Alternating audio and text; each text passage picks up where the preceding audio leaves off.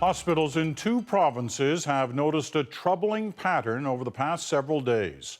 A spike in the number of children showing up in emergency rooms with breathing problems. And as it turns out, some of those kids are suffering from the same family of respiratory virus that's spreading quickly through the United States.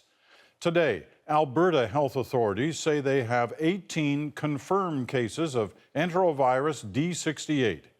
And in Ontario, one hospital says there's a high probability it's the same virus as it awaits the test results for 11 suspected cases.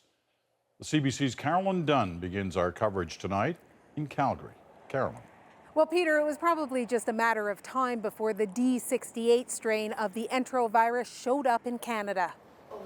You need to take your Ventolin, okay? Nearly a week after falling ill, 4-year-old Elizabeth Johnston still needs a little help from an inhaler to catch her breath. We were worried, very much so.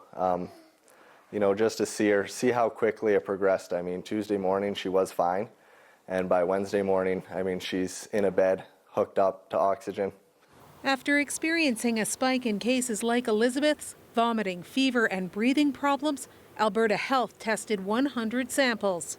It's within normal limits for what we see at this time of year, but a small portion of those, 18 cases out of 100 that we've looked at so far, are D68.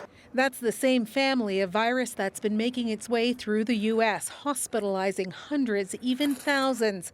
Kids with asthma are particularly vulnerable, so doctors are carefully monitoring its spread into Canada. When there's an outbreak in the States, we always are alert. My colleagues at the hospital are very much on their toes about this. The Alberta Children's Hospital has added extra pediatric treatment spaces. It has protocols in place to expand beyond that if the virus spreads. At Windsor's Regional Hospital, 11 of 18 pediatric beds are already filled with kids suspected of having the virus. Doctors are warning parents to note the differences between a bad cold and a respiratory virus.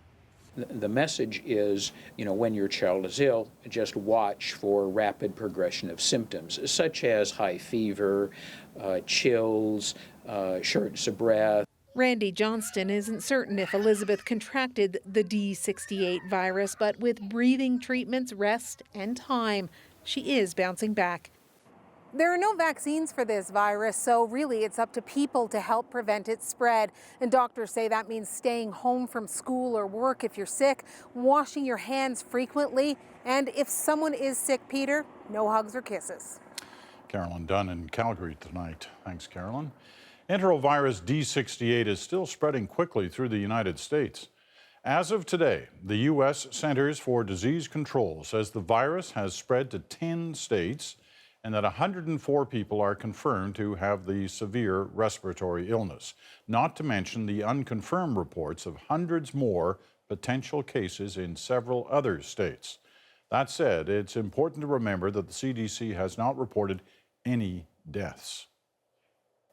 Well, one of our regular medical contributors, Dr. Danielle Martin, joins us now. Why does it take so long to confirm these cases? Well, this kind of testing is actually reasonably sophisticated, and it requires that the virus be isolated and then identified. And that's something that's been centralized mostly in Canada in our public health laboratories. So specimens have to be sent away for analysis. But I think it's important for people to understand that we don't need to know the specific type of virus in order to treat it effectively. And knock on wood, we haven't, had any deaths of children from this virus in Canada or in the U.S.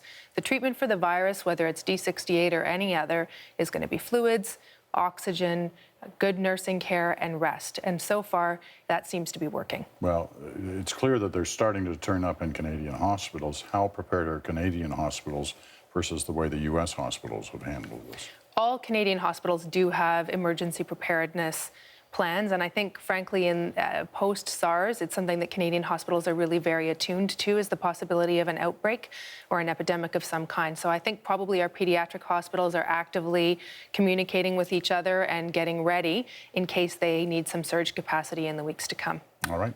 Dr. Martin, thanks very much. Thank you.